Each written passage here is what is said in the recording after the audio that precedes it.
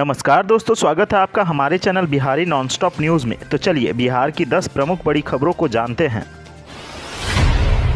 बिहार में एक समान बिजली दर करने की तैयारी, जानिए कब से यह व्यवस्था लागू होगी। बिहार में अब बिजली की दरें एक समान करने की तैयारी चल रही है। बिहार विद्युत विनियामक आयोग की मंजूरी मिलने के बाद अब अगले साल अप्रैल महीने से नई व्यवस्था लागू की जाएगी। अभी बिजली कंपनी अलग अलग स्लैब के आधार पर बिजली बिल की वसूली करती है। आने वाले दिनों में बिजली दर का स्लैब खत्म हो जाएगा, जिसके बाद एक ही स्लैब बिजली उपभोक्ताओं के लिए होगा। लेकिन स्लैब खत्म करने से पहले बिहार विद्युत विनियामक आयोग से मंजूरी लेनी होगी। नवंबर महीने में दायर होने वाली याचिका में एक स्लैब का प्रस्ताव भेजा जा सकता है। यदि बिहार विद्युत विनियामक आयोग की अनुमति मिलेगी, तब अगले साल 1 अप्रैल से इसे लागू कर दिया जाएगा और लोगों को एक स्लैब के अनुसार ही बिजली बिल का भुगतान करना होगा। एक स्लैब होने से बिजली उपभोक्ताओं का लाभ होगा।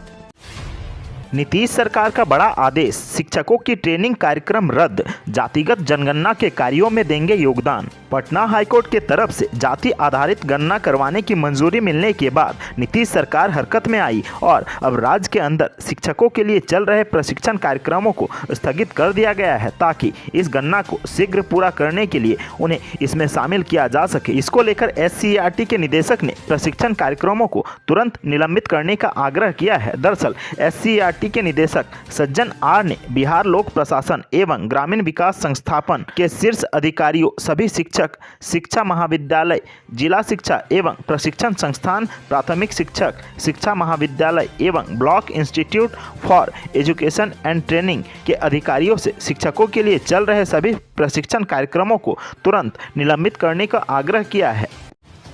शराब कांड के आरोपी को पकड़ने गई पुलिस टीम पर हमला, आधा दर्जन घायल, 6 लोगों पर केस दर्ज। बिहार में शराबबंदी कानून लागू है। राज्य के अंदर कहीं भी शराब पीना या इससे जुड़ा कोई भी कारोबार करना गैर कानूनी माना गया है, लेकिन इसके बावजूद राज्य में किस कानून का क्या हाल है, यह किसी से छुपा हुआ नहीं है। ऐसे में अब इस पूरे मामले को लेकर जाँच पड़ताल की जिम्मेदारी उत्पाद थाने की पुलिस को दी गई है। इसके बाद उत्पाद थाने की सूचना मिलने पर तुरंत छापेमारी करने भी पहुंच रही है और कारोबारियों को अरेस्ट भी कर रही है। लेकिन इस दौरान कई पुलिसकर्मी पर हमला की खबरें निकलकर सामने आ रही है। इसी कड़ी में एक ताज़ा मामला बक्सर से निकलकर सामने आया है, जहां 6 पुलिसकर्मियों पर माफियाओं ने हमला कर दिया। मिली जानकारी के अनुसार सिमरी थाना क्षेत्र में शराबकांड के आरोपी को पकड़ने गई पुलिस टीम पर उसके परिजनों ने ईंट, पत्थर व लाठी डंडे से हमला कर दिया। इस घटना में थानाध्यक्ष समेत आधा दर्जन पुलिसकर्मी घायल हो गए। आनन फानन में सभी घायलों को इलाज के लिए सामुदायिक स्वास्थ्य केंद्र में भर्ती कराया गया। घायल पुलिसकर्मियों में थानाध्यक्ष अमन कुमार, अपर थानाध्यक्ष सुमन कुमार, आरती कुमारी, उत्तम कुमार एवं रामाशीष शामिल हैं। देखते ही देखते नदी में समा गया प्राइमरी स्कूल, तेजी से जारी है कटाव। कोसी नदी एक बार फिर अपना कहर बरपा रही है। बेलदौर प्रखंड के इतमादी पंचायत स्थित गांधीनगर में कोसी उग्र रूप से कटाव कर रही है। इसी वजह से कोसी ने प्राथमिक विद्यालय गांधीनगर के पुराने भवन को पूर्ण रूप से कटाव की जद में ले लिया। कोसी के तीव्र करंट से विद्यालय भवन क्षतिग्रस्त हो चुका है। धीरे धीरे विद्यालय भवन नदी में समा रहा है। सबसे बड़ी बात यह है कि पुराने भवन से कुछ दूर पर ही विद्यालय का नया भवन भी है, जो भी कटाव की जद में आ सकता है। दरअसल प्राथमिक विद्यालय गांधीनगर के पुराने भवन को कोसी नदी ने अपने कटाव के जद में ले लिया है। विभाग का कहना है कि विद्यालय के नए भवन को बचाने का हर संभव प्रयास किया जाएगा। पुराना विद्यालय भवन कटाव की जद में आ गया था। 3 कमरे वाला भवन अब कटाव से पूरी तरह क्षतिग्रस्त होकर कोसी में समा रहा है। शुक्रवार की सुबह बाढ़ नियंत्रण प्रमंडल 2 की ओर से यहां फ्लड फाइटिंग कार्य शुरू कर दिया गया है। शिक्षक संघ के साथ बैठक करेंगे नीतीश। 5 अगस्त को CM आवास में होगी मीटिंग। महागठबंधन के नेता भी रहेंगे मौजूद। अपनी मांगों को लेकर शिक्षक संघ लगातार अपनी समस्याओं को लेकर सरकार के साथ बैठक की मांग कर रहे थे। अब मुख्यमंत्री नीतीश कुमार ने मीटिंग को लेकर हामी भर दी है। मुख्यमंत्री नीतीश कुमार ने शिक्षक संघ के प्रतिनिधियों के साथ 5 अगस्त को बैठक करेंगे। यह बैठक शाम 4 बजे होगी। CM हाउस में यह बैठक बुलाई गई है। इस बैठक में शिक्षक संघ के विभिन्न नेताओं को बुलाया जाएगा। यही नहीं, बैठक में महागठबंधन के तमाम नेता भी शामिल होंगे। बिहार के नियोजित शिक्षकों की मांग को लेकर यह बैठक काफी अहम मानी जा रही है। नियोजित शिक्षकों की मुख्य मांग सरकार पुरानी पेंशन योजना लागू करे, ठीक वैसे ही जैसे पूर्व के शिक्षकों और कर्मियों को पेंशन दी जाती है। इसके अलावा नियोजित शिक्षकों को बिना शर्त के राजकर्मी का दर्जा दिया जाए, किसी तरह की कोई परीक्षा नहीं ली जाए। इसके साथ ही शिक्षकों की यह मांग है कि बिहार में पुरानी डोमिसाइल नीति लागू हो।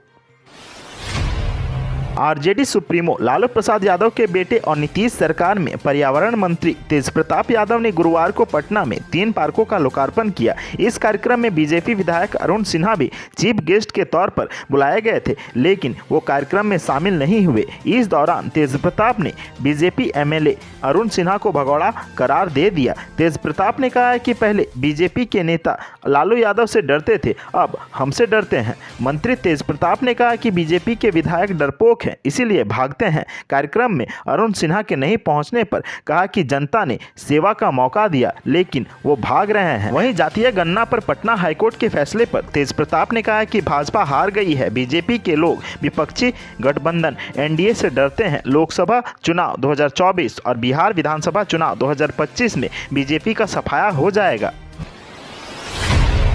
भागलपुर जिले के सरकारी अस्पतालों में इलाज कराने आने वाले सभी 30+ मरीजों का न केवल बीपी, शुगर, कैंसर समेत 5 प्रकार की बीमारियों की जांच की जाएगी, बल्कि बीमारी होने की पुष्टि होने पर उनकी कुंडली बनाई जाएगी, जिसमें उनके सभी फॉलोअप के दौरान की गई जांच रिपोर्ट का ब्यौरा दर्ज होगा। सदर अस्पताल में जहां ये सुविधा 1 अगस्त से शुरू हो चुकी है, तो जिले के अनुमंडलीय रेफरल अस्पताल व CHC, PHC में हेल्थ कार्ड की आपूर्ति की जा रही है। उम्मीद है कि पूरे जिले में 15 अगस्त से हेल्थ कार्ड बनने का सिलसिला पूरी तरह से शुरू हो जाएगा। करीब 1 सप्ताह पहले राज्य स्वास्थ्य समिति के कार्यपालक निदेशक संजय कुमार सिंह ने सिविल सर्जन डॉक्टर अंजना कुमारी समेत सूबे के हर एक जिले के सिविल सर्जन को पत्र भेजा था। पत्र में उन्होंने कहा था कि NPCDS national programme for prevention and control of cancer, diabetes, cardiovascular disease and stroke के तहत जिले के सभी स्वास्थ्य केंद्रों पर चलने वाली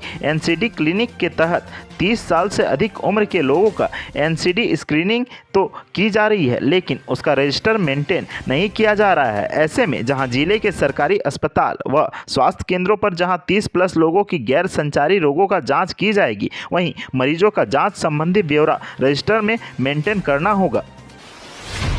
बिहार सरकार के वन एवं जलवायु परिवर्तन मंत्री तेजप्रताप यादव ने गुरुवार को राजधानी पटना के राजेंद्र नगर में कई पार्कों का उद्घाटन किया। इस दौरान एक पार्क में तेजप्रताप के पास अचानक एक लड़की पहुंची और अपने हाथों में लिए तेजप्रताप हेल्प की तख्ती को दिखाने लगी। तेजप्रताप की नज़र जब उस लड़की पर पड़ी तो उन्होंने अपने सुरक्षा कर्मियों से बोलकर उस लड़की को अपने पास बुलाया। तेजप्रताप के पास जब वह लड़की पहुंची तो उसने अपनी समस्या बताई। लड़की ने कहा कि मेरी बात पटना SSP राजीव मिश्रा से करवा दीजिए। लड़की की बात सुनकर मंत्री तेजप्रताप यादव अपने पास खड़े अधिकारियों से कहा कि इनकी बात SSP साहब से करवा दीजिए। इसके बाद तेजप्रताप यादव वहां से आगे की ओर निकल पड़े। अब सवाल यह उठता है कि आखिर वह लड़की पटना SSP से क्यों बात करना चाहती थी। इस संबंध में जब पत्रकारों ने उससे पूछा तो उसने बताया कि बिहार में अपराध काफी बढ़ गया है, मैं उनसे मिलकर बात करना चाहती हूँ। हालांकि जब लड़की से पूछा गया कि आपके साथ कोई घटना हुई है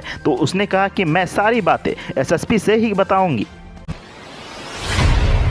बिहार में BPSC की ओर से कराई जाने वाली बिहार शिक्षक भर्ती के लिए आयोजित की जाने वाली भर्ती परीक्षा 24 अगस्त 2023 से शुरू होगी। ऐसे में उम्मीदवारों को एडमिट कार्ड का इंतजार है। एडमिट कार्ड को लेकर कोई आधिकारिक तारीख जारी नहीं की गई है, लेकिन उम्मीद जताई जा रही है कि नतीजे अगस्त के पहले सप्ते में या फिर अगले सप्ते में जारी किए जा सकते हैं। अगर आप परीक्षा की तैयारी कर रहे हैं तो आपको बता दें कि यह 2 घंटा का पेपर 120 अंकों का होगा, जिसमें 80 संबंधित विषय से है और 40 अंक सामान्य ज्ञान से होंगे। नेगेटिव मार्किंग भी होगी। क्वालिफाइंग पेपर में नेगेटिव मार्किंग नहीं होगी। कक्षा 11 और 12वीं में कंप्यूटर शिक्षक बनने के लिए B.Ed की अनिवार्यता नहीं है। अगर लिखित परीक्षा में अभ्यर्थियों के अंक समान होते हैं तो पहले उम्र में समानता होने की स्थिति में देवनागरी लिपि में वर्णमाला के अनुसार नाम वाले उम्मीदवारों को वरीयता दी जाएगी। बिहार को जल्द ही एक और वंदे भारत एक्सप्रेस ट्रेन मिलने वाली है। पटना से हावड़ा के बीच कुछ ही दिनों में इस सेमी हाई स्पीड ट्रेन का संचालन किया जाएगा। ट्रेन की रैक बिहार पहुंच चुकी है। अब इसके ट्रायल की तैयारियां जोरों पर है। पटना से हावड़ा के बीच ट्रेन चलने से बिहार से झारखंड और पश्चिम बंगाल आने जाने वाले यात्रियों की सुविधा मिलेगी। Patna Howrah Vande Bharat express train 8 coach की होगी, जिसमें यात्रियों के बैठने के लिए सीटें होंगी। रेलवे बोर्ड की ओर से अभी इस ट्रेन के संचालन का शेड्यूल और किराया तय नहीं किया गया है। माना जा रहा है कि पटना से इसे हावड़ा जनशताब्दी के साथ ही चलाया जा सकता है।